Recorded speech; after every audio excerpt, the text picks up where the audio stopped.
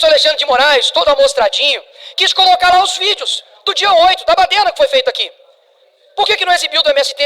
Por que não exibiu o vídeo do ministro Benedito, que chega para ele quando anuncia a vitória do Lula e fala assim: missão dada é missão cumprida? A primeira turma do STF decidiu tornar o ex-presidente Jair Bolsonaro e mais 7 pessoas réus em um processo criminal envolvendo uma suposta conspiração golpista, alegadamente ocorrida no final de 2022 e início de 2023. Os partidos PT, PSOL e PCdoB estão em êxtase, celebrando a decisão da primeira turma do STF contra os opositores de Lula.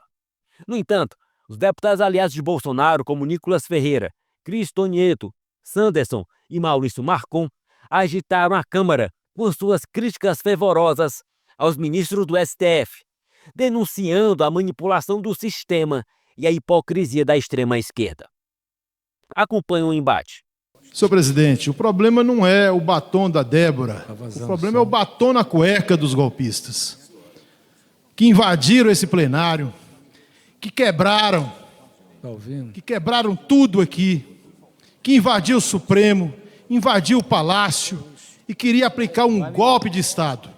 O que nós não podemos aceitar é que esses lambe-botas da ditadura venham se pousar de vítima aqui nessa casa. Vítima não tem vítima. São culpados, são invasores e nós temos aqui parabenizar a atitude do Supremo Tribunal Federal, que está tendo a coragem de botar freio nessas pessoas. O Jair Bolsonaro, ex-presidente da República, agora é réu. Registrar que hoje é um dia que nós estamos acompanhando, e o povo brasileiro acompanha, muito feliz. Quero apenas registrar aqui o meu sentimento de que a democracia e o processo democrático brasileiro hoje estão em festa. Quero dizer que hoje é um dia histórico. E é daqueles que é muito importante, ainda mais num país que não fez justiça de transição nos crimes da ditadura civil-militar. Hoje é um dia histórico. Hoje, Bolsonaro e sua quadrilha foram tornados réus pelo crime absurdo que cometeram o atentado contra a nossa democracia. A louvar o Estado democrático de direito que a minha geração cidadã conquistou a preço de prisão, banimento, exílio, tortura, censura. Nós queríamos reconhecer aqui a importância da decisão da primeira turma do Supremo Tribunal Federal de ter aceitado a denúncia contra Bolsonaro e toda aquela corja de pessoas que o seguiam e que articularam um golpe contra a democracia no Brasil. Outro fato que eu não posso deixar de falar é sobre essa decisão histórica hoje de julgamento do Supremo Tribunal Federal. E falo aqui como deputado, não é nem como líder do governo, falo porque eu sei bem o que custou a democracia para todos nós. Desde a década de 80, do fim da ditadura militar, por todos os processos que nós experimentamos, vivemos e construímos no Brasil. O dia de hoje tem que ser marcado por uma frase que, para mim, ela resume bem o significado do julgamento no Supremo Tribunal Federal. A democracia venceu. Bom, hoje a extrema esquerda fica muito feliz do lado de lá da tribuna com o presidente Bolsonaro se tornando réu. Dentre os extremistas de esquerda que estão felizes, nós tivemos há poucos instantes o famoso Capitão Cueca, qual o seu assessor foi preso anos atrás com 100 mil dólares nas cuecas, embarcando no aeroporto. E ele, caros colegas, não foi julgado pelo Supremo nem nenhuma instância da justiça brasileira. Sabem por quê? Porque o processo dele demorou, pasmem, 16 anos para ser apreciado na justiça. Hoje, aqui em Brasília, o ex-advogado de Lula, o ex-ministro de Lula e o super aliado declarado inimigo mortal de Bolsonaro julgaram o presidente como réu. Quero lembrar que Lula, um marginal condenado por roubo, foi condenado por mais de 10 juízes e nenhum desses juízes, colegas, era ex-advogado de Bolsonaro, era ex-ministro de Bolsonaro ou nada do gênero. Lula foi condenado em várias instâncias, com um processo calmo, devagar, dentro das regras da justiça. Bolsonaro não tem essa prerrogativa. Bolsonaro é tornado réu a toque de caixa, porque os próprios ministros dizem para não influenciar o processo eleitoral do ano que vem. Vejo petistas falando em democracia, mas são os mesmos que falam sem anistia para Débora, mãe de 2 meninos. População brasileira, hoje, dia 26 de março, é o dia da farsa, o dia da mentira. Semana que vem, 1º de abril, tradicionalmente no Brasil, é o dia da mentira. Mas hoje, nós temos aqui, de forma institucionalizada, a maior mentira praticada na República Federativa do Brasil, quando militantes disfarçados de juízes, tentando enganar, sobretudo, a comunidade estrangeira, fazem um processo farsante para abrir uma ação penal sem base jurídica. A denúncia do PGR é uma piada, não há uma única prova material apontando para materialidade delitiva e nem para autoria criminosa, e naquela pantomima que nós assistimos hoje, esses militantes, extensão do Palácio Planalto, alguns dizem puxadinho do PT, vão lá e recebem essa denúncia teratológica. Aceitar Flávio Dino, que todos sabemos, é inimigo político, é desafeto de Bolsonaro e de tantos outros, como um juiz magistrado, nesse caso, é um absurdo.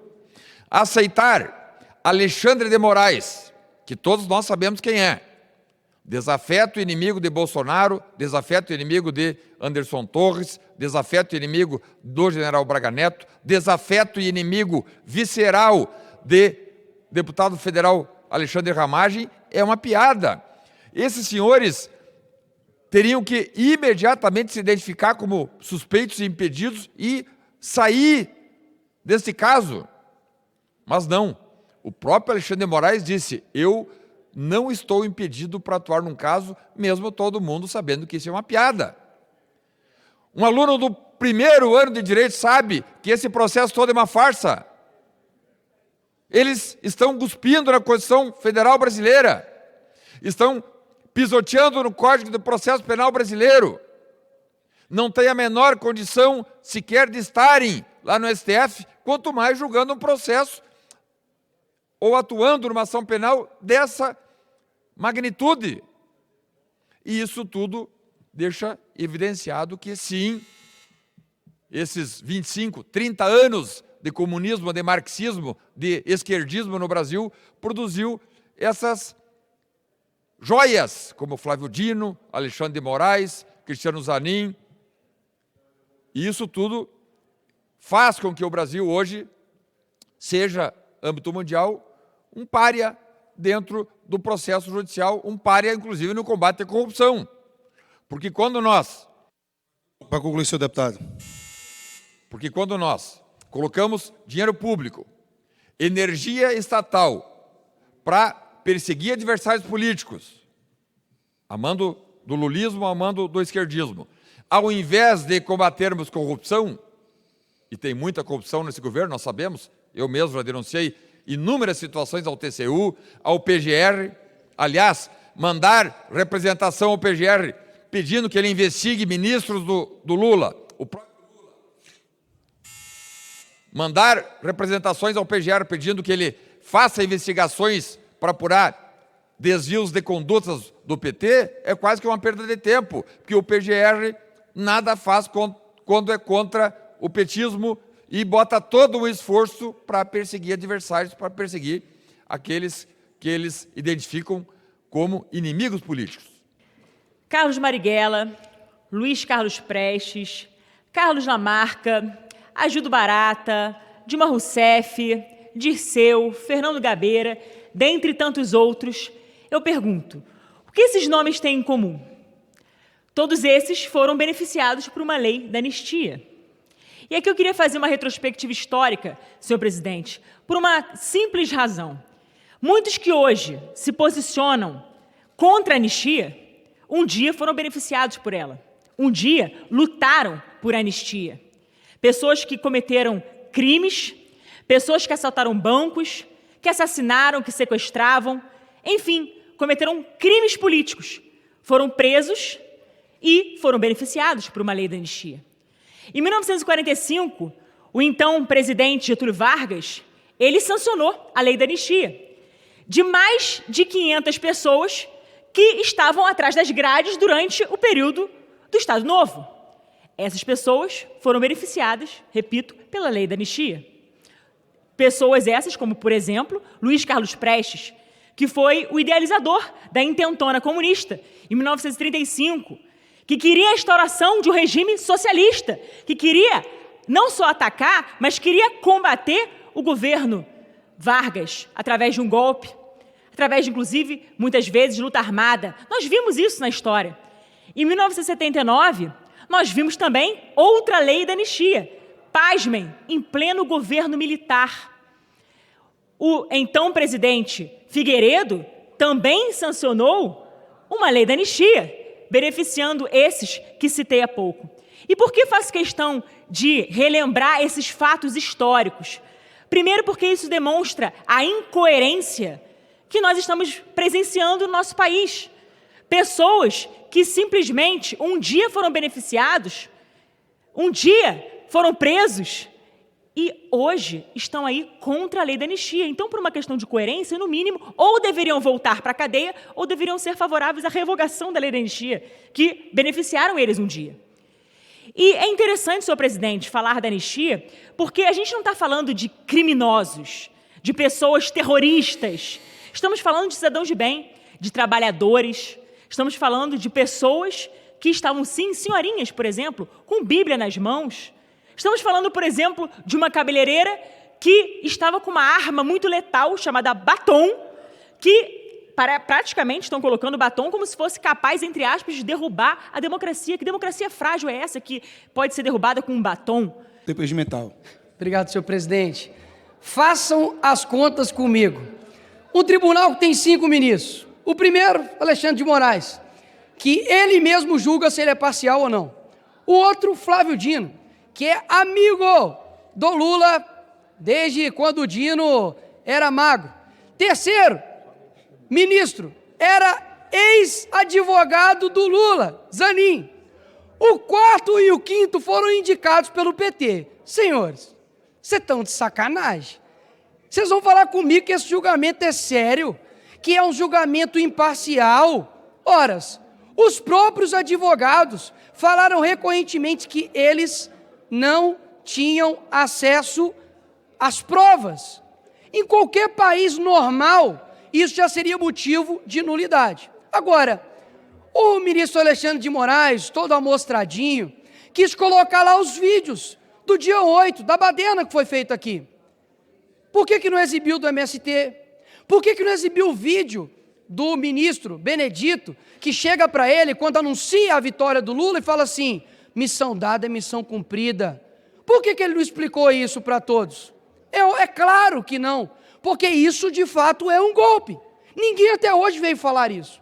E ele ainda tem a pachorra, porque é muito fácil esconder atrás de uma toga, o difícil é andar no meio do povo, para poder dizer que ali naquelas imagens não tinha batom e nem Bíblia. É claro que naquelas imagens ali não tinha, porque a pessoa que está sendo condenada a 14 anos, nem aqui dentro entrou, mas estava com uma... Toma cuidado comigo aqui, hein? Estava com uma grande arma, um batonzinho. Imagina se os ministros andassem pelas federais do Brasil. É pichação para tudo quanto é lugar.